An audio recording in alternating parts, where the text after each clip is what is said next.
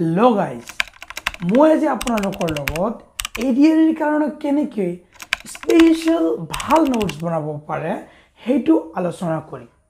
Let's start the video.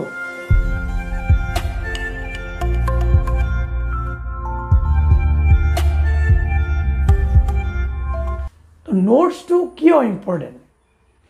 যিকোনো competitive এক্সামৰ কাৰণে নোটছটো বহুত ইম্পৰ্টেণ্ট।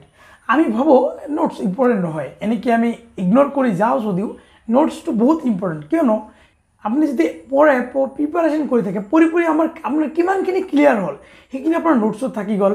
এতিয়া কোনখিনি বাকী আছে আৰু কিমান পঢ়িব বাকী আছে সেইখিনি আপুনি নোটছ থাকিলেহে গম পায়। দ্বিতীয়তে যদি ৰিভিজন দিয়াৰ কাৰণেতো আমাৰ হাতত কিবা এটা বস্তু লাগিব। আমি ক'ৰ পৰা ৰিভিজন দিম? আমি ক'ৰ পৰা পঢ়িছোঁ, অনলাইনত পঢ়িছোঁ, নোটছ পঢ়িছোঁ, বুকছ পঢ়িছোঁ, ক'ৰ পৰা ৰিভিজন দিম? তো ইয়াৰ কাৰণে আমাৰ নোটছ বহুত দৰকাৰ। কম সময়ত ৰিভিজনত বহুত সহায় কৰে আমাৰ নোটছ। তো মুঠতে ক'ব গ'লে ভাল এটা নোটছ নহ'লে আমি যিকোনো কম্পিটিটিভ এক্সাম কোৱালিফাই কৰাটো বহুত টান হৈ পৰে। মোৰ মতে দুই ধৰণৰ নোটছ বনাব। আপোনালোকে কি কৰিব? দুই ধৰণৰ নোটছ থাকিব। এটা হ'ল বুক নোটছ আৰু এটা হ'ল হেণ্ড ৰাইটিং নোটছ। বুক নোটছটো কিয় দৰকাৰ? যেহেতু আমাৰ হাতত সময় কম থাকে, যিকোনো কম্পিটিটিভ এক্সামৰ কাৰণে আমাৰ হাতত বহুতেই সময় কম থাকে। তো সেইকাৰণে আমি কি কৰিব লাগে? বুক নোটছ বনাব লাগে। বুক নোটছ কেনেকৈ বনাব মই দেখাই দি আছোঁ। এইটো ধৰক মোৰ মেথছৰ কিতাপ। তো ইয়াতে মই কি ইম্পৰ্টেণ্ট যিবিলাক পইণ্ট আছে চব এইবিলাক মই হাইলাইট কৰি লৈছোঁ। এইটোৱে মোৰ নোটছ, মানে বুক নোটছ এইটো। তাৰমানে মই যেতিয়া ৰিভাইজ দিওঁ অকল এই হাইলাইট কৰা বস্তুখিনি পঢ়িলেই মোৰ কনচেপ্টখিনি মনত আহি যায় আৰু বাকী পঢ়িব নালাগে। এই কনচেপ্টখিনি মনত তাৰপিছত মই কুৱেশ্যন প্ৰেক্টিছ কৰি থাকোঁ।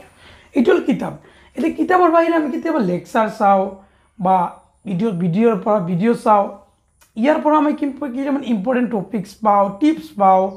কিতাপত থকাৰ বাহিৰতো এইবিলাক পাওঁ। সেইবিলাক আপোনালোকে কি কৰিব?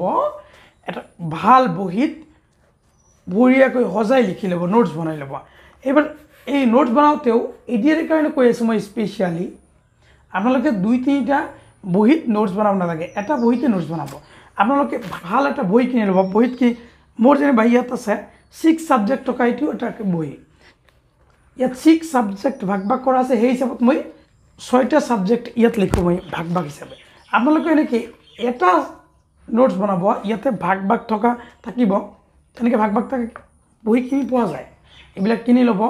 কিনি এটাতে আপোনালোকে এডিআৰিৰ কাৰণে যিটো ছাবজেক্ট যিকেইটা আছে গোটেইকেইটা এটা বহীতে ভালকৈ সজাই ল'ব।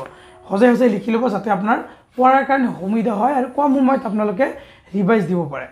আৰু নোটছটো যেতিয়া বনাব এই নোটছটো অৰ্গেনাইজিং হ'ব লাগিব, দেখাত ভাল হ'ব লাগিব। এতিয়া লেতেৰা পেতেৰা হ'লেতো আপোনাৰে পঢ়িব মন নাযাব।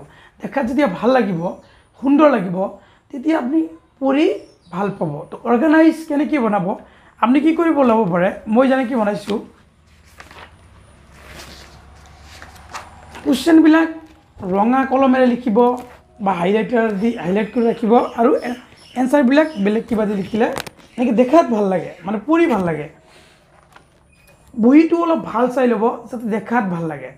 তো এনেকৈ যদি আপুনি স্মাৰ্টলি নোটছটো বনায়, আৰু নোটছটো আপোনালোকে মই কৈ দিলোঁ, আকৌ কৈ আছোঁ, দুই ধৰণৰ নোটছ বনাব। এটা হ'ল বুক নোটছ আৰু এটা হ'ল হেণ্ড ৰিটেন নোটছ। বুক নোটছটো আপোনালোকে কেনেকৈ, যিটো আপোনাৰ মেইন বুক থাকে, যিকোনো কম্পিটিটিভ এক্সামৰ কাৰণে চবৰে থাকে। তো আপোনালোকৰ এডিআৰিৰ কাৰণে আছে মই জানো। তো সেইবিলাকত হাইলাইট কৰি ল'ব আৰু সেইবিলাক ৰিভাইজ দি থাকিব। সেইটো হ'ল আপোনাৰ বুক নোটছ। আৰু যি বিভিন্ন ধৰণৰ লেকচাৰ চাই, তাৰপিছত ইউটিউবত ভিডিঅ' চাই যিবিলাক নোটছ বনাব, hand written notes, special tips থকা, সেইবিলাক আপোনালোকে বেলেগ এটা খাতাত বনাই ল'ব। তো আপোনাৰ হাতত কেইটা নোটছ হ'ল? দুটা হ'ল। এটা হ'ল বুক নোটছ আৰু এটা কি হ'ল?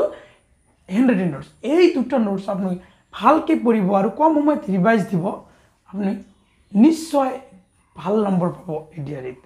তো যদি মোৰ ভিডিঅ'টো ভাল লাগে চেনেলটো ছাবস্ক্ৰাইব কৰি দিব আৰু বেল আইকনত ক্লিক কৰি দিব।